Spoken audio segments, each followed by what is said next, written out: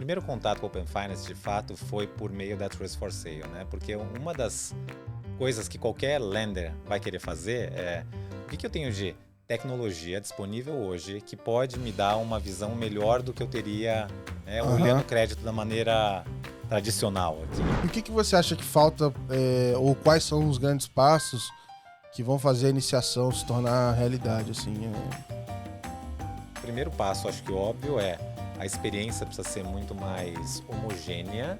Como hoje a gente, e eu especificamente, estou muito próximo dos clientes aqui, ouvindo as dores que eles trazem, eu enxergo a possibilidade de resolver essas dores com um monte de coisa relacionada ao Open Finance.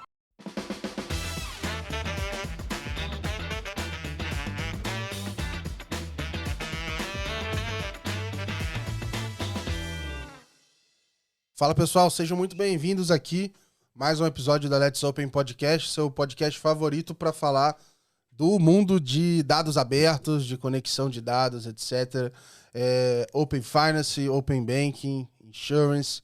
Meu nome é Gabriel Pereira, se já acompanham aqui dentro do podcast, sou criador da Let's Open, escrevo semanalmente uma newsletter com a curadoria das principais notícias e assuntos relevantes da semana.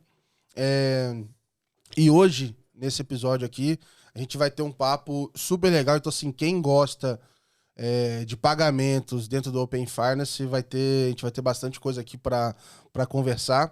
Eu estou recebendo o Felipe Perlino. Ele foi diretor de pagamentos da Moip, ele já tem uma jornada super interessante aqui, já tem mais de 10 anos em fintechs, 15 anos aí de experiência no geral com pagamentos.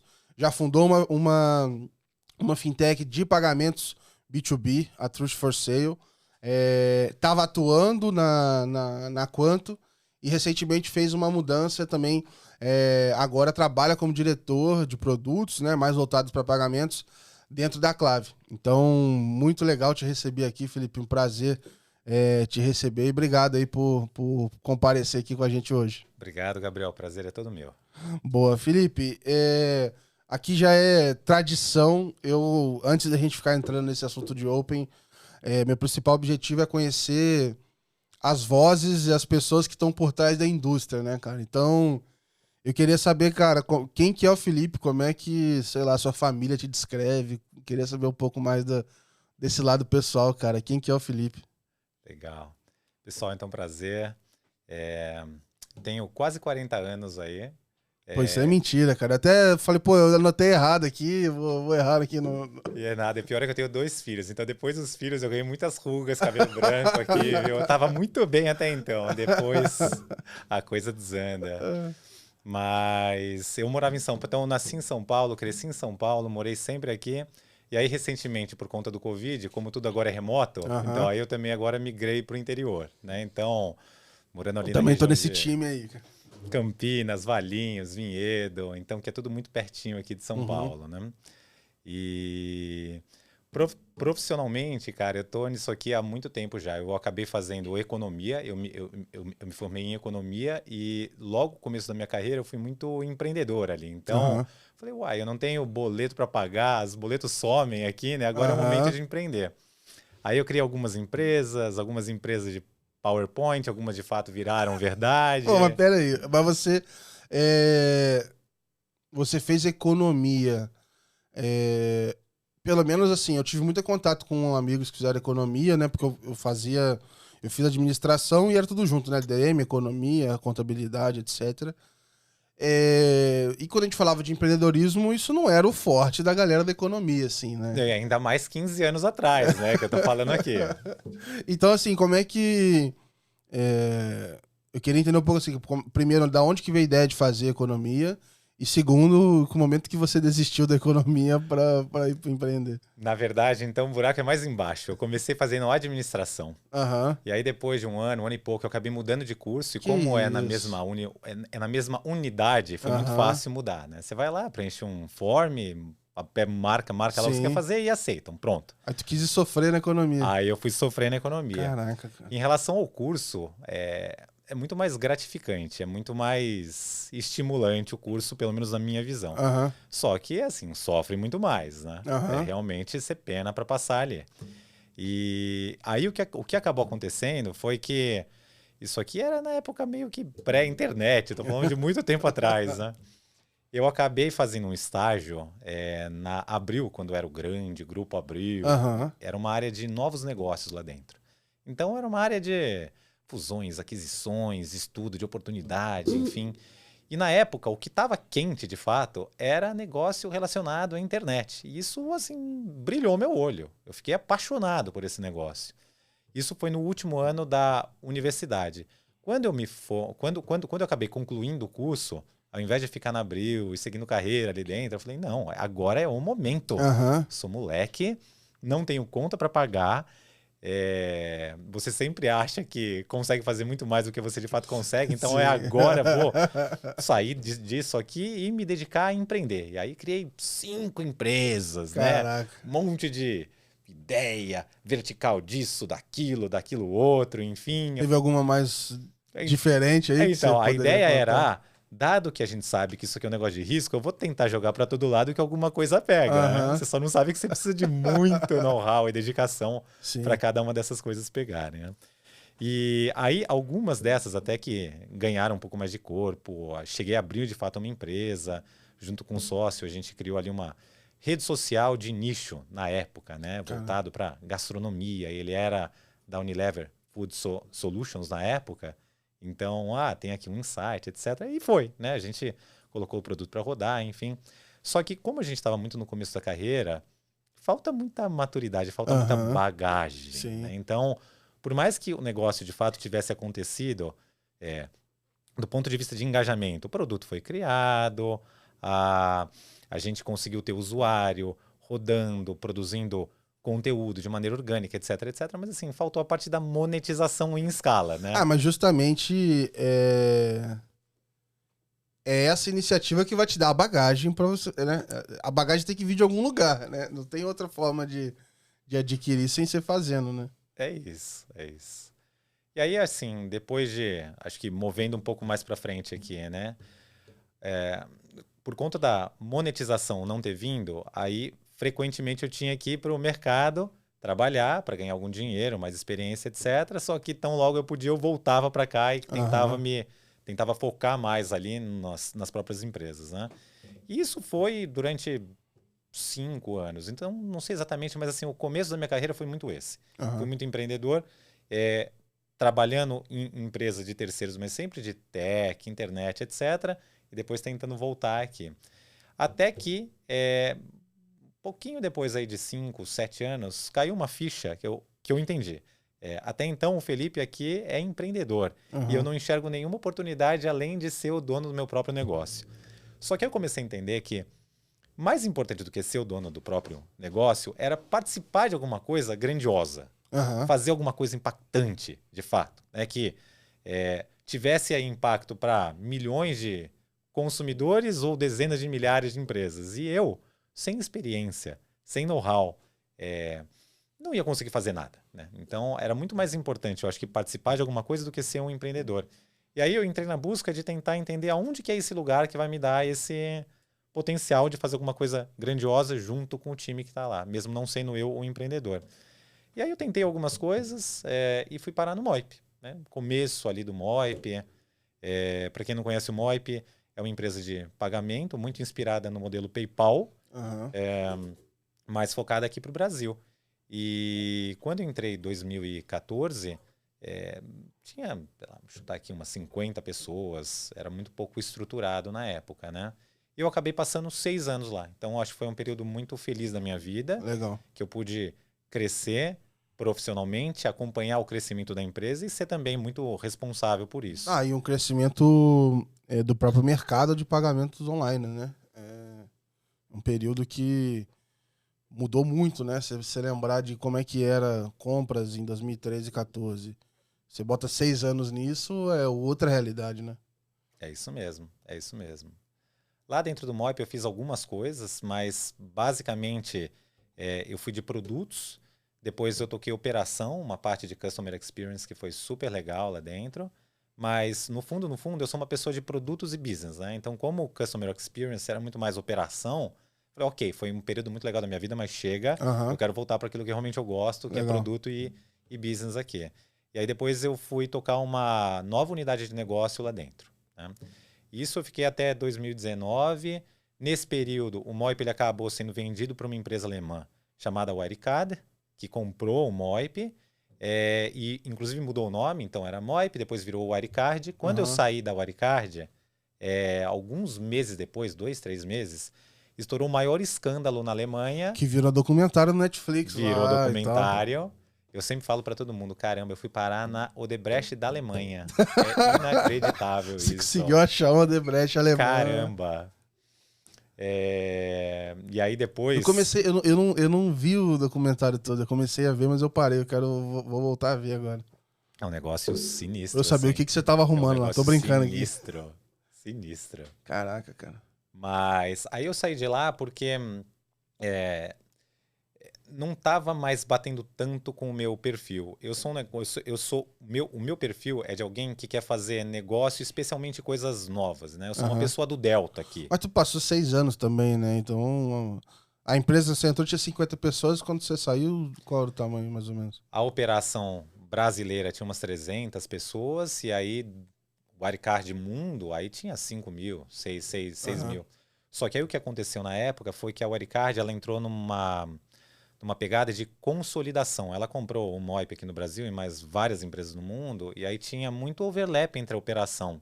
Sim. Então entrou numa pegada aqui de, ok, vamos otimizar tudo que existe. Então, em vez de ter um time trabalhando no Brasil em determinada feature, outro time na Índia, outro time ia colar na Alemanha, etc, etc, vamos fazer um core único, e aí o Brasil trabalha para feature A, Índia trabalha para feature B.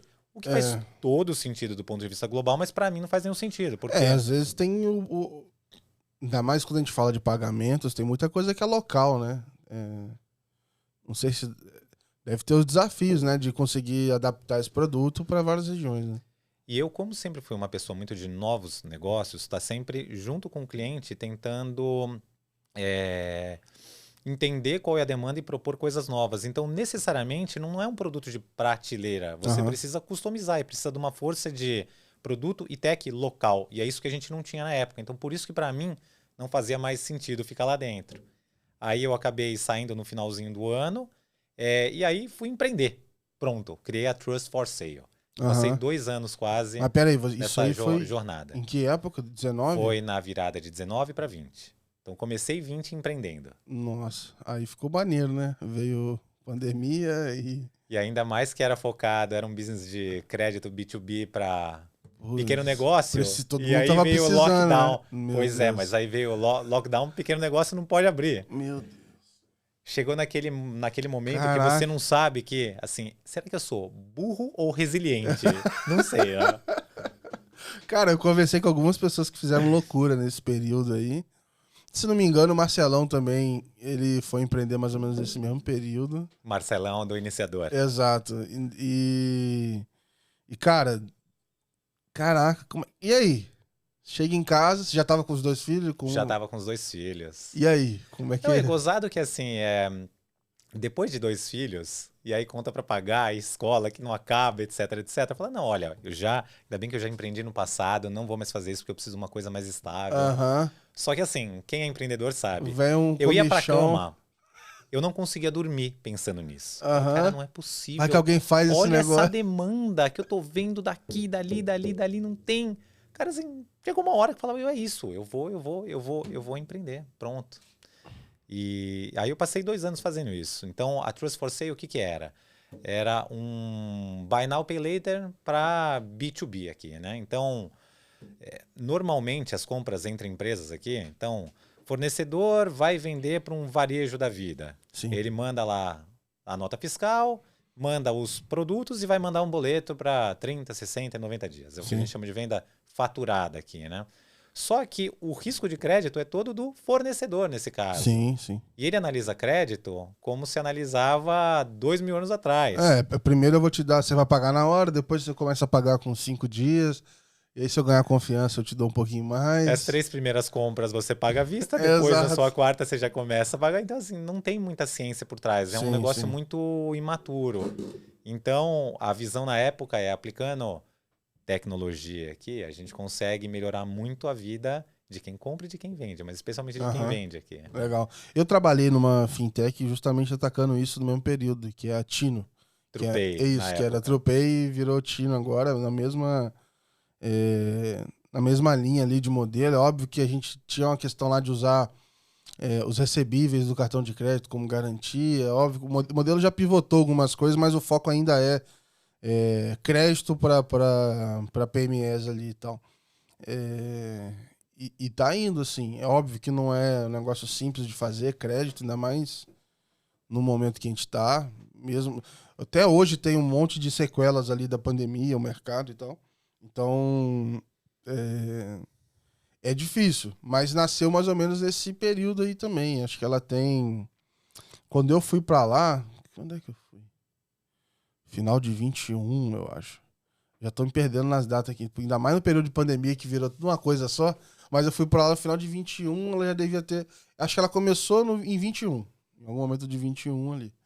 É, e estão fazendo, a galera tá lá quebrando a cabeça. Receberam um Series A legal pra poder segurar a onda lá e seguir. Tá andando, cara, tá andando. E tem mais gente fazendo, né? Então, assim, é uma demanda, ponto. Não tem muita discussão, né? Sem dúvida alguma. Acredito muito ainda nesse modelo, especialmente nessa dor. Acho que daqui a algum tempo, se essas empresas tiverem sucesso, a vida de quem vende e quem compra no B2B vai ser muito melhor. Sim, cara, sim. Você pensa assim, no caso lá, a gente falava muito de, sei lá, um exemplo de fornecedor de tinta, de material de construção, etc. É a mesma lógica que você falou. O cara faz a avaliação de crédito dentro de casa, às vezes ele avalia bem, às vezes mal, ele olha algumas coisas que a gente não entende, mas que também tem. Pô, o cara ele tem um negócio que tá lá há 100 anos vendendo tinta. Então o cara tem uma noção também de indicadores que talvez a gente nem saiba que existam, de, né? Ah, isso aqui é uma red flag, isso aqui o cara tá. O cara vai dar calote, isso aqui é golpe, né? Coisas que a gente no modelo de crédito geralmente talvez a gente nem veja, né? É, Só que se você adiciona inteligência e métodos que já estão provados em concessão de crédito, você consegue melhorar muito isso. Então é um mercado muito legal mesmo, assim, cara. E eu sinto que no Brasil, e aí até no próprio Open Finance também, o PJ tá sempre para trás. Então, acho que tem muita oportunidade em dar mais atenção para esse segmento, cara. Sem dúvida alguma. E nesse momento, você já tinha Open Finance na tua vida? Já tinha ouvido falar? Porque tá chegando, né? Já estamos em 2020 aí na tua história, 2019.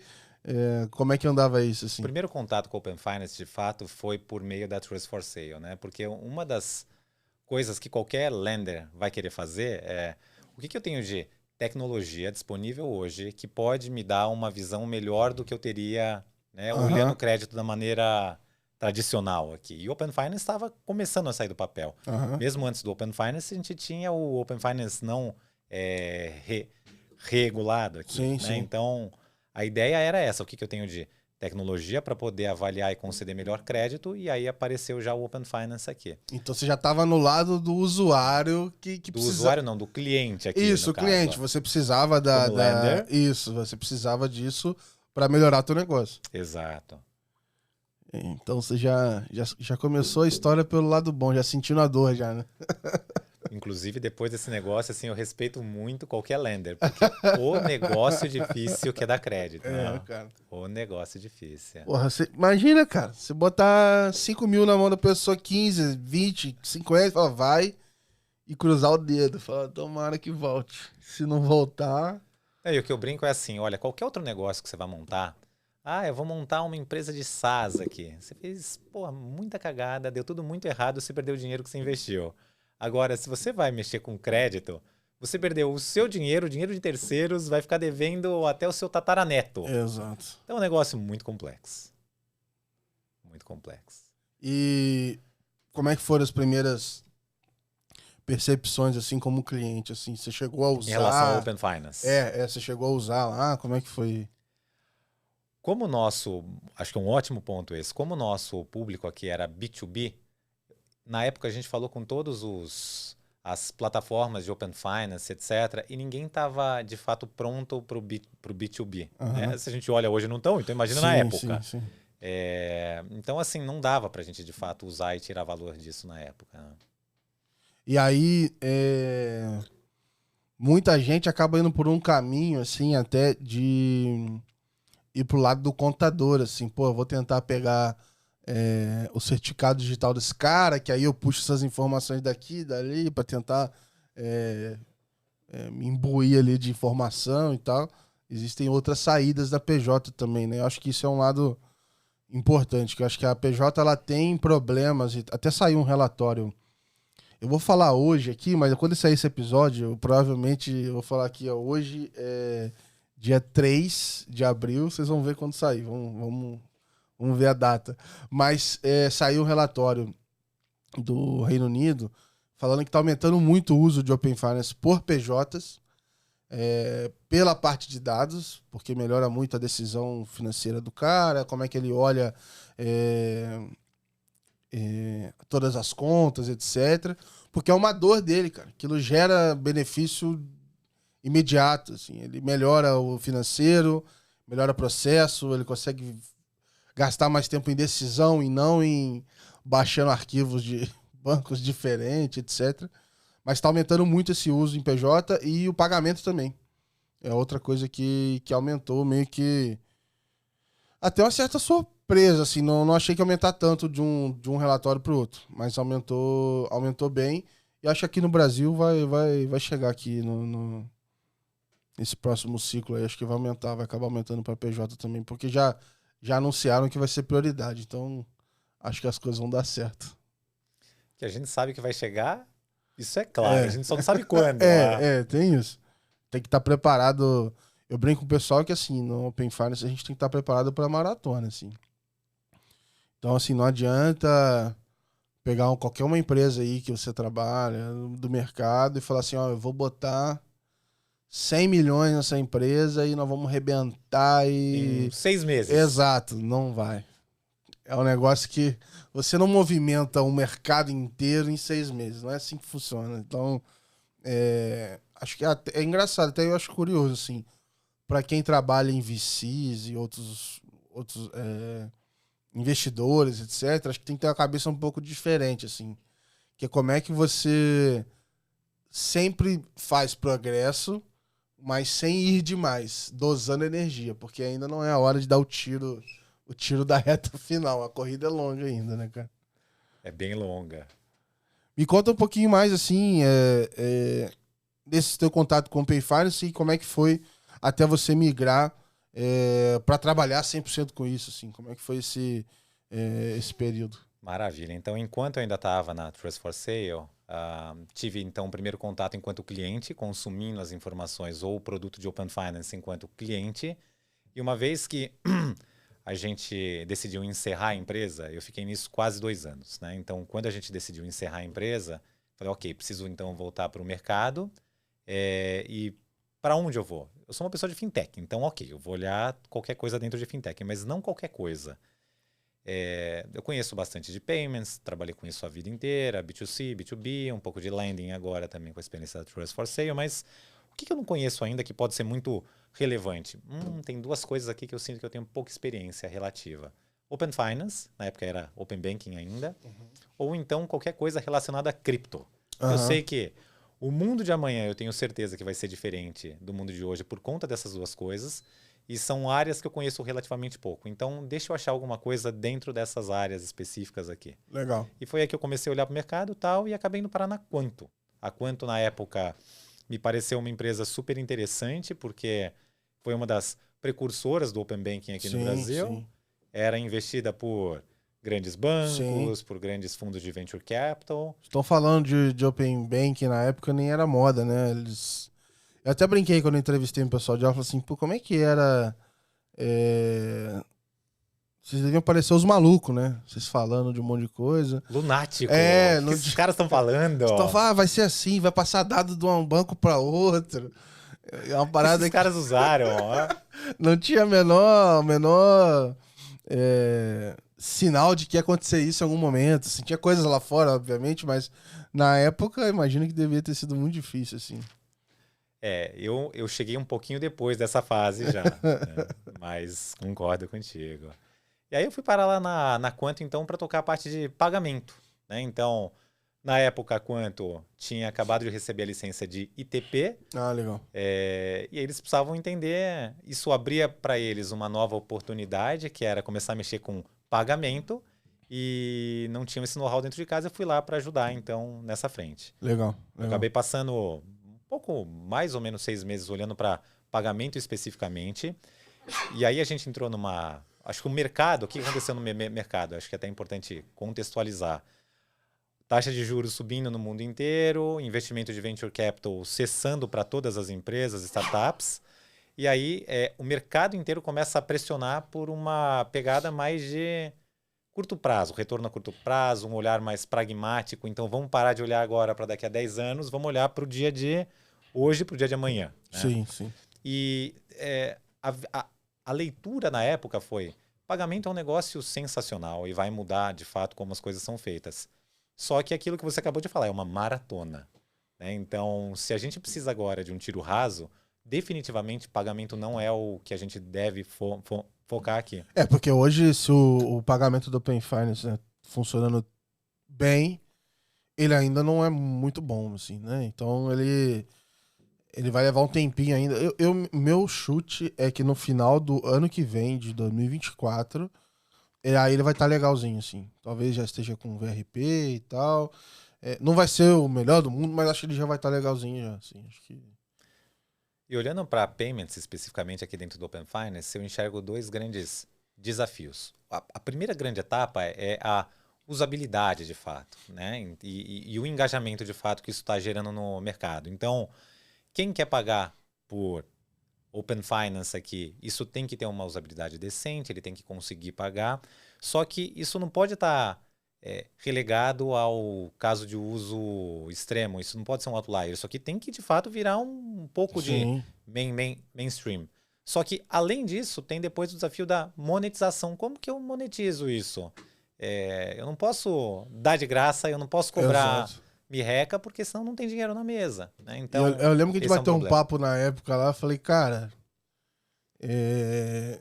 um pouco dessas questões, né? Como é que monetiza, etc. Eu falei, putz, tem um lado bom ou ruim, depende da perspectiva, que você já tá balizado com o que esse cara paga em gateway de pagamento, o que ele paga já pra fazer Pix, etc. Então, assim, não pode fugir daquilo ali, não, assim. Senão, você tem um e-commerce, sei lá, você tem qualquer outro lugar que você recebe pagamento, qual que é o seu incentivo em usar um pagamento só porque é novo, né? Então, assim, se ele não trouxer um benefício muito bom, você não vai poder cobrar mais.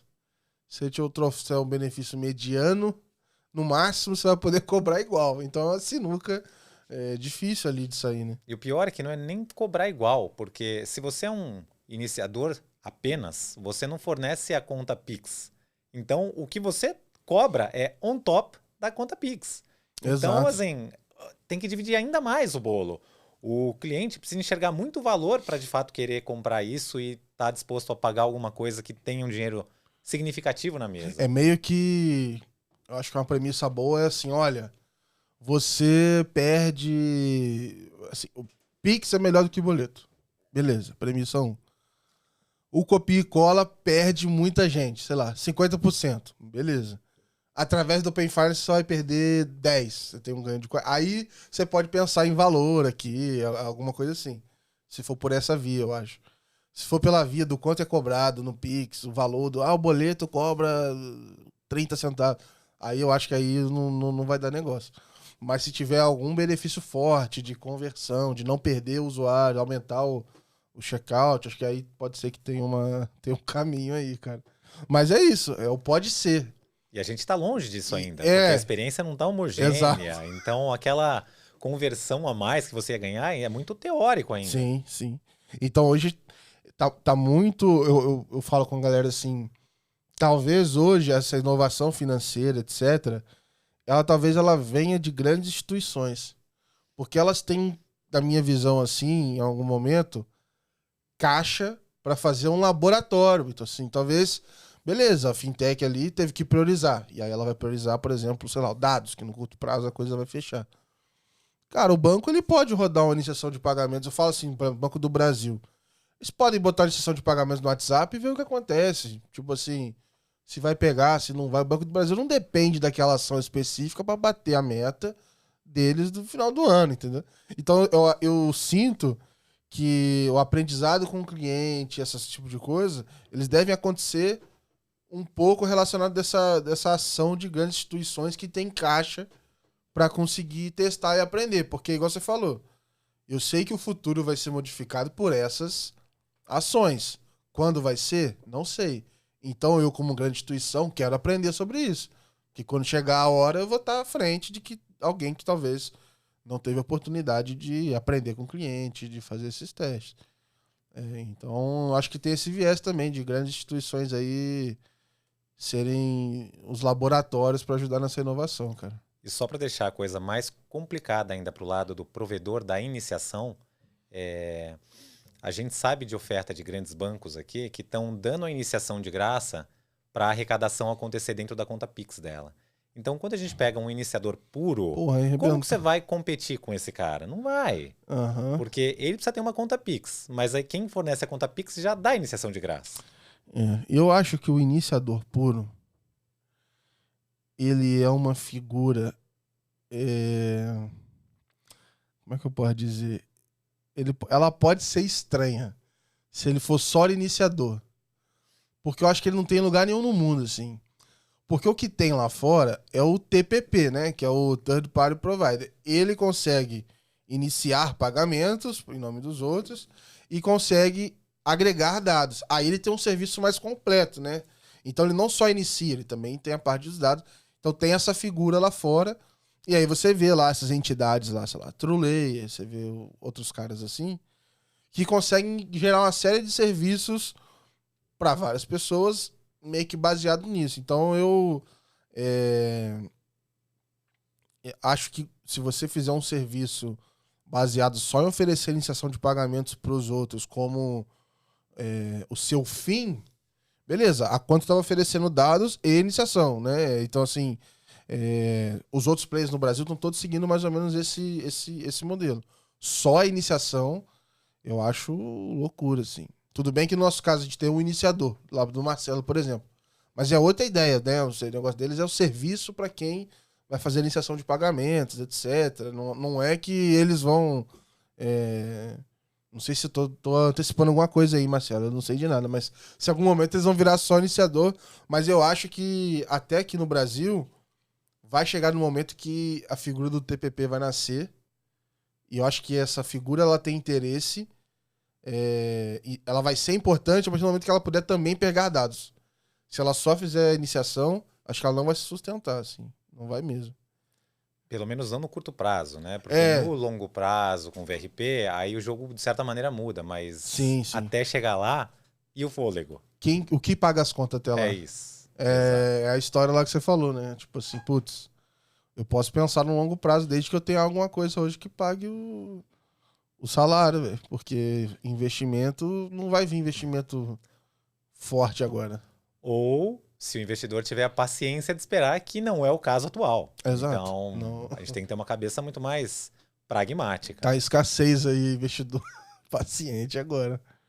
Estão preferindo o que dá caixa e tal. Mas assim, como é que foi, por exemplo... Beleza, você queria ver algo novo, que ia mudar o mercado, etc. Como é que foi trazer a sua bagagem de pagamentos e chegar no Open Finance? Como é que foi esse começo, né? A quanto já tinha virado ITP? Como é que foram, sei lá, suas primeiras impressões, assim, de encarar esse desafio? A ideia inicial foi, ok, existe pagamentos por meio do Open Finance, que é uma modalidade nova e diferente daquilo que existe e que eu conheço, então vamos aprender, né? Então, pega benchmark de fora, quais são os possíveis cases, lista as hipóteses todas, vamos lá falar com o cliente, falar com o mercado. Você percebe que muitas dessas coisas são um beco sem saída, então não pode parar, volta. E até que depois de alguns meses a gente chegou nessa conclusão que muito legal, isso vai mudar o mundo, só que vai mudar o mundo sei lá eu quando, e até lá a gente não vai mais estar aqui. Então vamos focar em alguma outra coisa que seja mais pragmática, que possa dar esse retorno no curto prazo. Então foi nesse momento que a gente, enquanto Quanto, abandonou um pouco, tirou um pouco o pé do acelerador de payments e começou a olhar para as outras coisas aqui. Então, dados, insights, etc, etc. Sabe o que é curioso? Quando eu conversei com o pessoal da TrueLayer, cheguei até lá no escritório deles, lá em Londres. O playbook deles que eu senti assim é que eles começam nos países onde pagamentos dá para se consolidar. Por quê? O pagamento lá, ele chegou nesse estágio de ser melhor, né? Em ser uma boa alternativa.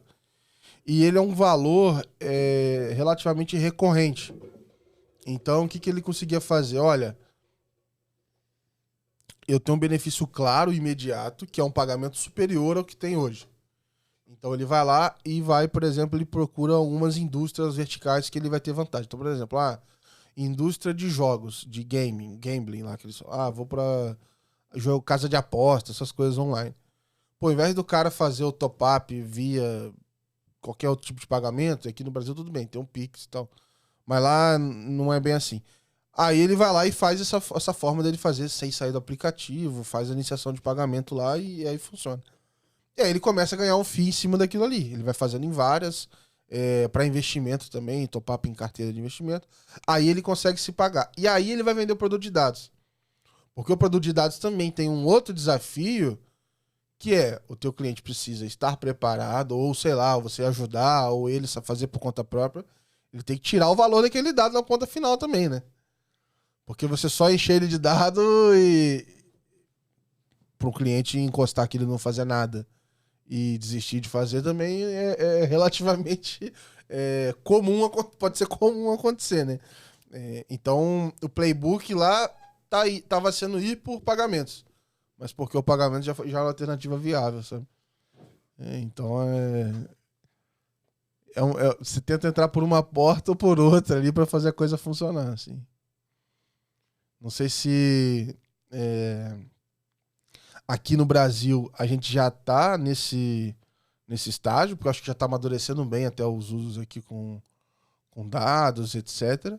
Mas eu sinto que hoje, cara, você só entregar a informação do jeito que ela vem nas APIs já não é suficiente, assim. Para ninguém. É muito Para cru, ninguém. entendeu? É muito... Nem para startup menos elaborada, sofisticada e nem para o grande banco, né? A gente pensa, o banco já faz análise de dados há muito tempo, ele tem capacidade, ele tem skill, só que na prática, tá? Então, a Clave hoje tem 2 bancos grandes aqui que nitidamente não tem essa capacidade de extrair o insight do dado. Então, precisamos de ajuda para toda essa parte aqui. Então, é isso, é pegar o dado que vem do Open Finance, mas e o so what? Traduzir em variável e mandar para ele e falar assim, ó, a partir daqui você segue. E além disso, tem todo o trabalho chato aqui no meio, né? Que vem um monte de lixo. Então, como que eu faço data cleansing? E aí depois, como que eu categorizo isso? Para aí sim poder criar os insights variáveis, etc, etc.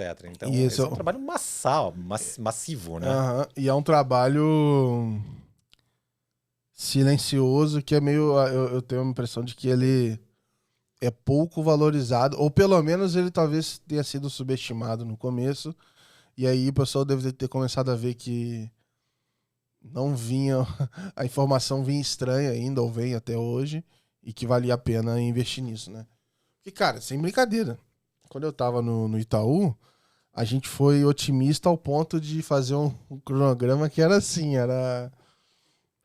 Porra, eu vou falar, a gente nada, mano. Os diretores lá, os caras, eu não sei, mas a galera quer vender o projeto, sabe, passar pra frente, falar que vai fazer, bota o cronograma e depois vê o que vai acontecer, sabe?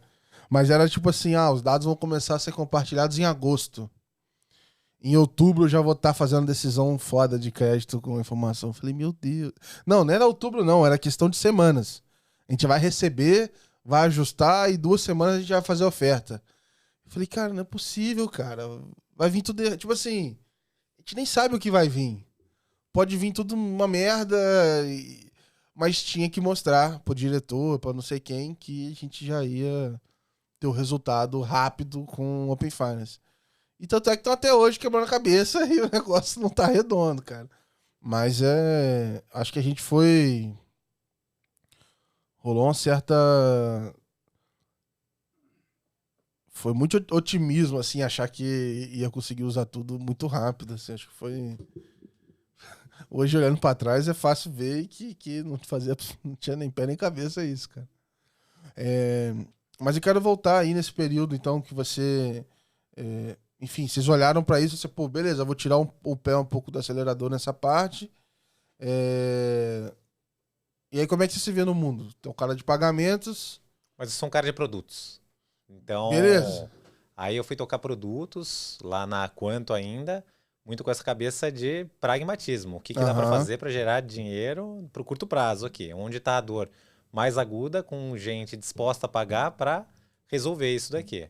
E aí, óbvio, vai olhar para dados, vai olhar para toda essa parte de limpeza, insights e por aí vai.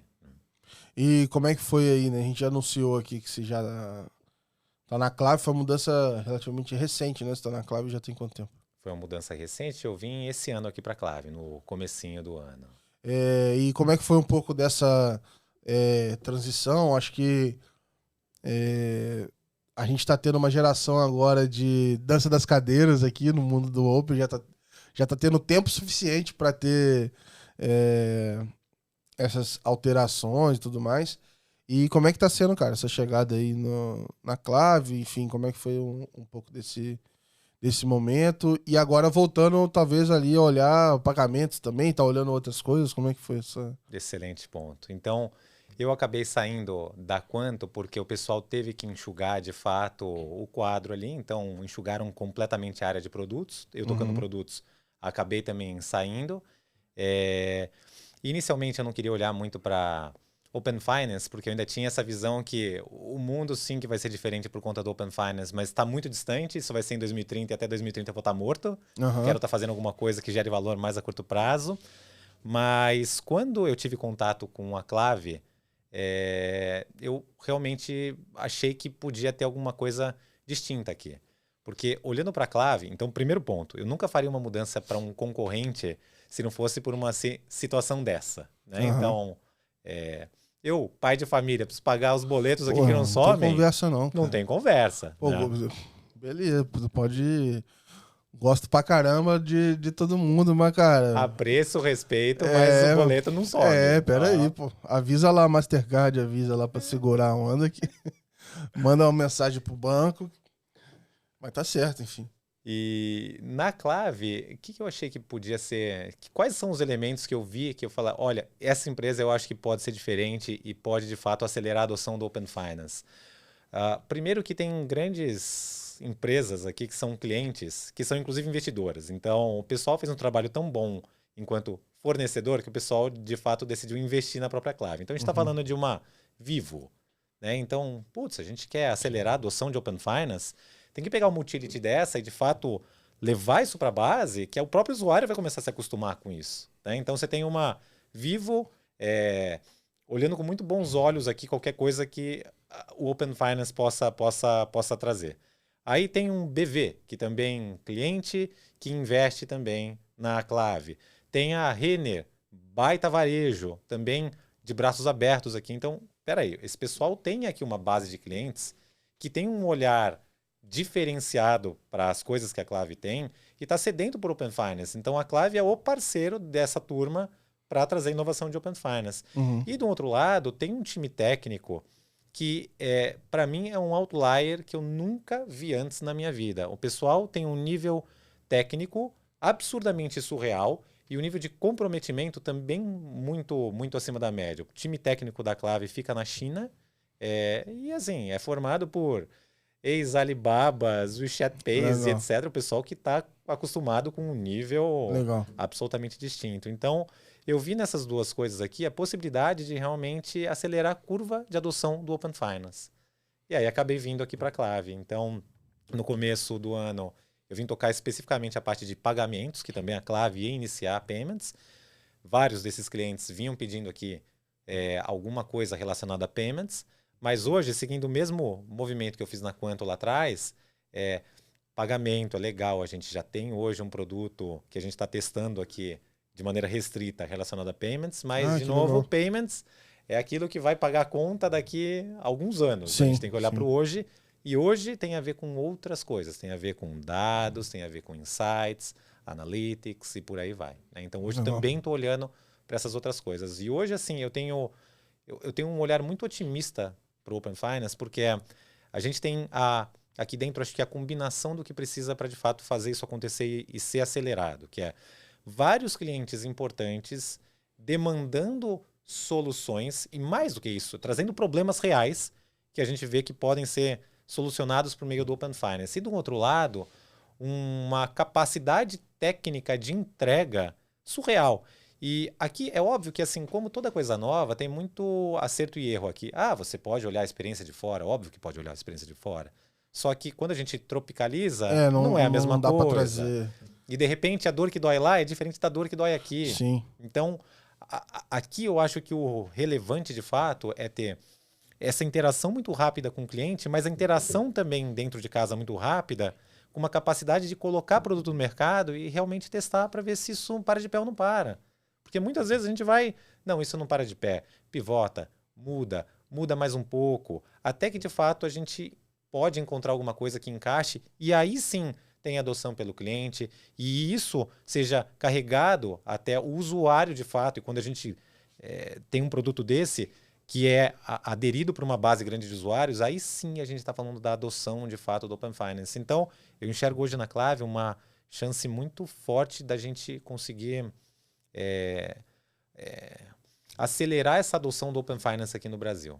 Legal. Dessa maneira. Legal. E recentemente também vocês lançaram vários produtos aí, né? Então, teve a questão do score só com dados de Open Finance, um dashboard que saiu agora e tudo mais. Queria que você pudesse contar um pouco de algum desses produtos aí, como é que tá sendo e tal, porque eu já falei isso aqui em outros episódios e tal, eu já testei várias plataformas que na época que eu tava trabalhando lá na Tino, né, que era a TruePay, e a gente tava nessa de puxar dados para PJ, etc. E aí eu acabei testando também de todo mundo e acaba fomos aí que a gente usou assim também. Então tinha muito disso, assim, de receber o dado já, falar assim, não vou olhar tudo, porque eu não tenho gente para olhar tudo, eu vou só pegar essa parte aqui e tal. E eu lembro que tinha sido bem positivo, assim, as impressões que eu tive. Queria que você contasse um pouco aí da parte de produto, algumas novidades aí que vocês estão tendo, enfim, dividir um pouco aqui com o pessoal.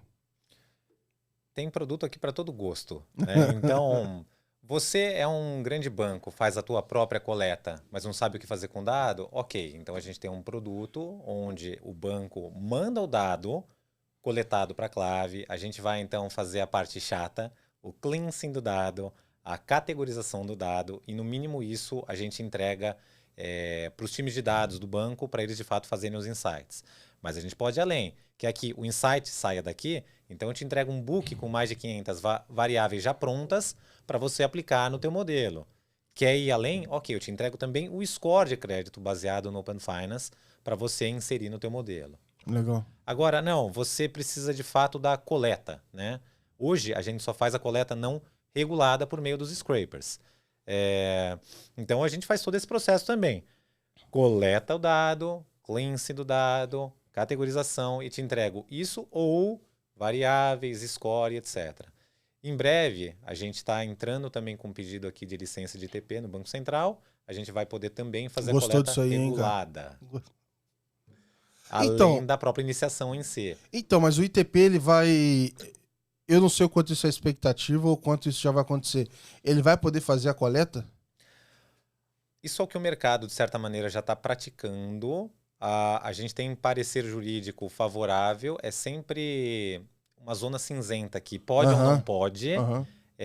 Mas o entendimento aqui dos advogados e do mercado até então é que pode. Né? Então, quando a gente olha para o Reino Unido, tem 2 licenças específicas, uma para payments e outra para coleta do dado. Aqui, como não existe essa segunda, é o ITP.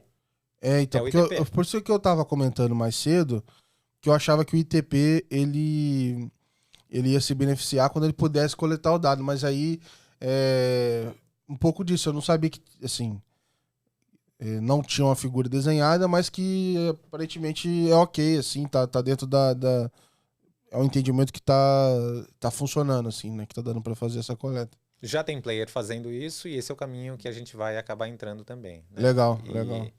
Isso dá muito mais força, né? Então, para iniciação, porque ela não precisa parar de pé sozinha enquanto business. Você tem toda a parte também da coleta aqui, que também pode entrar e ajudar na linha de receita, né? Exato. E o que você acha que falta, ou quais são os grandes passos que vão fazer a iniciação se tornar realidade, assim? Primeiro passo, acho que óbvio, a experiência precisa ser muito mais homogênea. Tudo que dependa só da ITP, mas especialmente dentro dos bancos. Então, hoje cada banco faz o que quer ainda. Né? E isso o Banco Central está fazendo bastante pressão e tem que fazer pressão mesmo, porque senão as detentoras aqui dificilmente elas vão se mover de maneira proativa nisso. E uma vez feito isso, a gente tem que, de fato, ter os grandes clientes aqui inserindo a iniciação dentro das suas jornadas para que o usuário possa ter contato com isso. Né? Do ponto de vista de negócios aqui, a gente ainda precisa encontrar uma figura que faça isso ser economicamente viável, porque até então hoje é um grande question mark aqui, como que eu ganho dinheiro com esse negócio?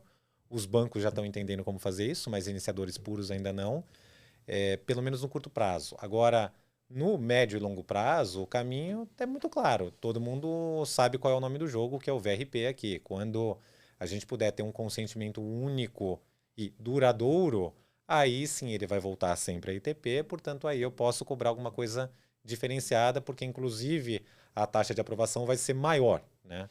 Então esse é o grande jogo. Só que quando isso vai chegar, ninguém sabe.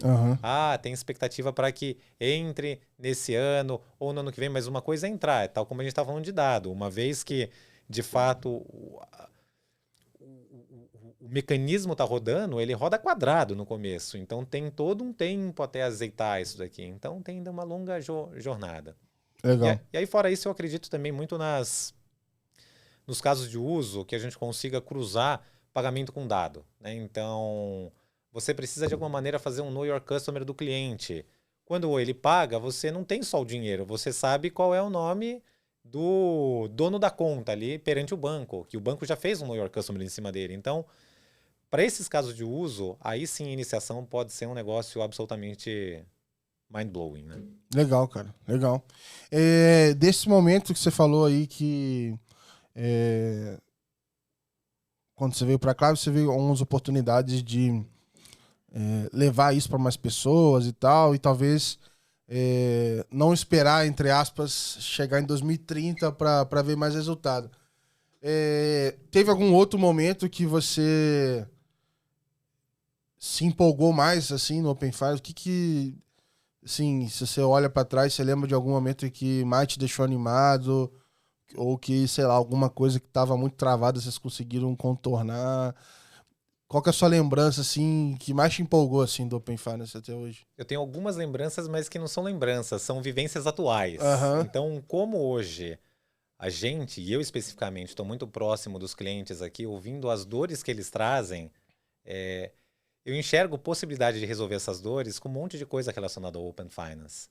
E que não é ainda uma prática corrente. Então, assim, eu espero daqui a alguns pouquíssimos meses, 1 trimestre, 2, trazer novidades, falando, olha como a gente consegue resolver problemas reais do mercado aplicando o Open Finance. E aí, a minha expectativa é que isso crie os primeiros cases para acelerar ainda mais a adoção. Né? Então, tem várias coisas aqui, várias coisas, relacionado a como que o banco pode incentivar a principalidade. Então, todo banco quer ser o banco principal do cliente. E aí, como que você pode fazer isso? Ou, enfim, várias outras coisas. Legal. E dentro disso, Que, que visão que você dá, assim, talvez, para uma pessoa que entrou ou tá para entrar em produtos agora para trabalhar com Open Finance, quer seguir essa carreira, tá em dúvida se... Que eu acho que no produteiro tem muito isso, assim, pô, beleza, eu sou produteiro, mas será que eu tô no mercado certo? Eu não tô e tal. De repente, eu vou criar o melhor produto do mundo aqui, mas ninguém vai... Qual vai ser o uso disso aqui? É, que insight que você pode dar para quem tá nesse início de carreira, assim, e tá trabalhando com Open Finance dentro de produtos, assim? Fique o mais próximo possível do cliente, porque o grande insight vai sair dali. O do grande insight não vai sair do benchmark que a gente olha para fora, né? Então, os timings aqui são muito distintos.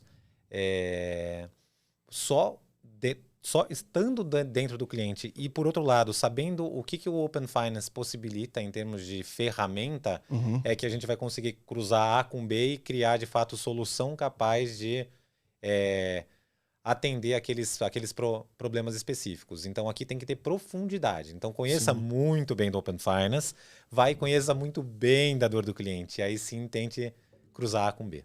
E você fala a dor do cliente, mas e como é que você faz quando do cliente do cliente, assim, né? O usuário, então, no Exato. caso. Porque às vezes no B2B você tem um pouco disso, né? Porque você tem que ajudar ele a entregar uma solução para o usuário final.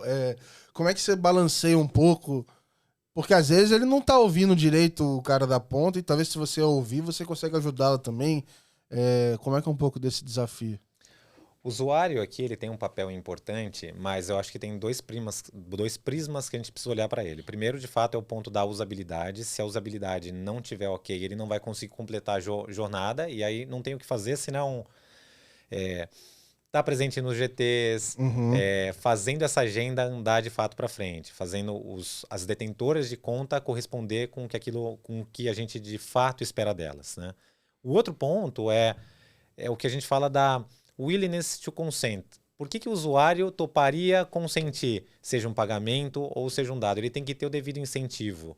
Então, isso tem que olhar para negócio, situação em situação e tentar entender, ajudando os clientes aqui, as empresas de fato, a colocar essa jornada no melhor momento possível e dando alguma coisa relevante em troca para o usuário, né? Acho que esses são os dois principais pontos. Porque uma vez que você endereça esses dois principais pontos, aí é questão, de fato, de atingir uma massa crítica. Então, depois que uma massa crítica de usuários passou por esse processo, eles já conhecem, isso vai ficando cada vez mais mainstream. Então, meu amigo já fez isso, ele me contou no almoço de ontem, acho que eu vou fazer também. Aham. Ou meu parente, o meu primo, etc, etc.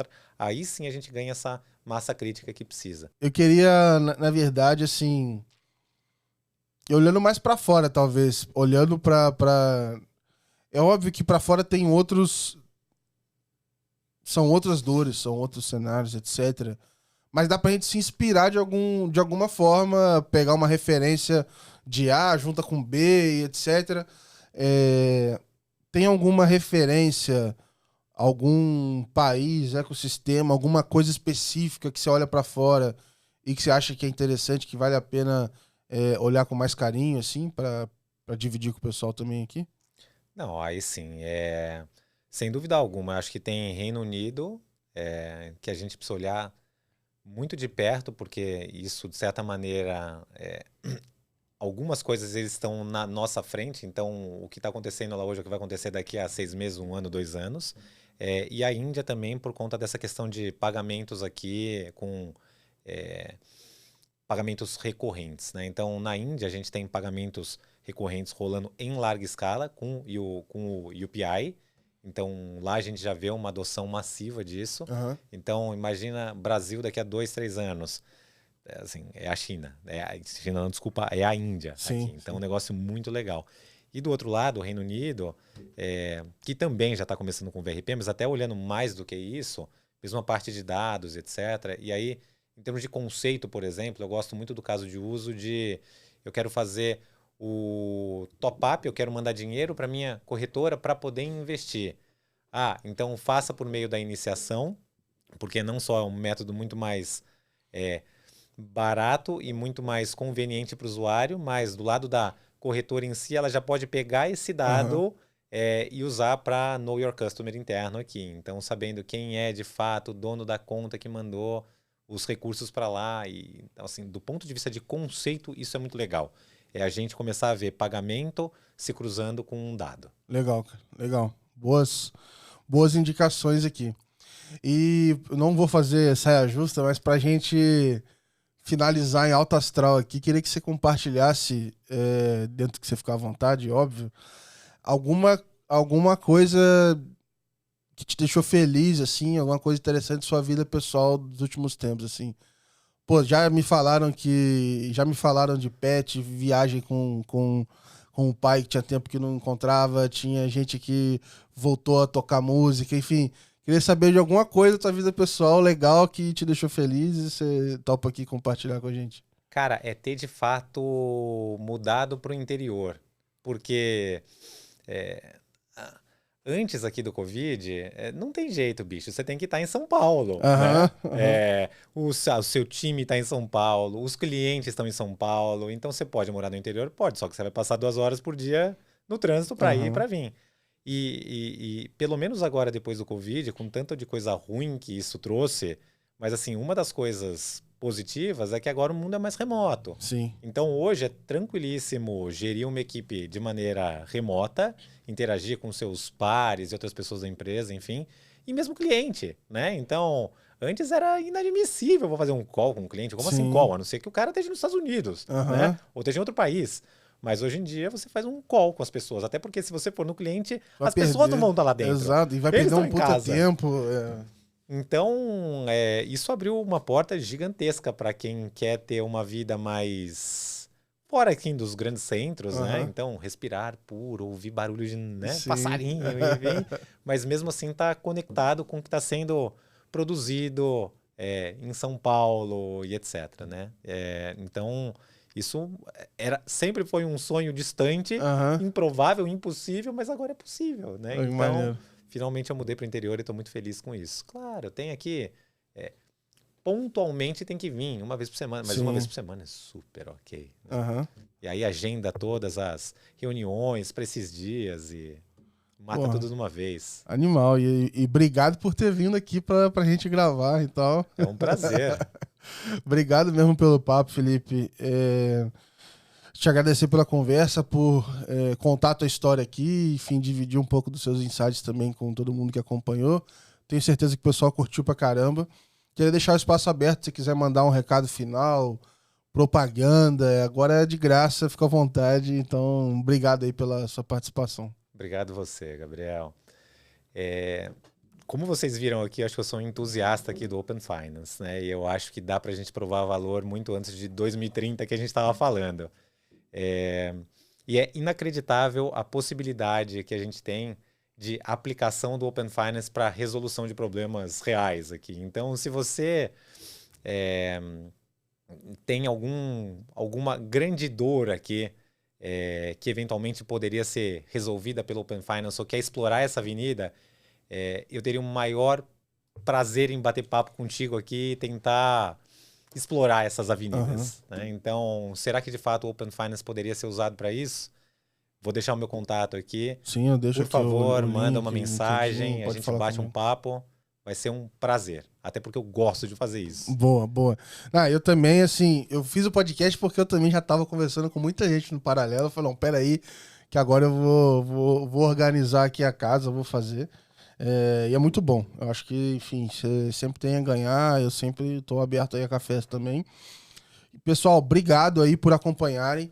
Esse podcast não é de graça. Então, como é que você paga por ele? Você entra no YouTube e você se inscreve no canal. Muito simples. Você entra no Spotify, sei lá, dá o favorito, compartilha no WhatsApp. É a forma que você tem de ajudar aqui também. Então, obrigado mais uma vez por acompanhar e a gente vê vocês no próximo episódio. Grande abraço.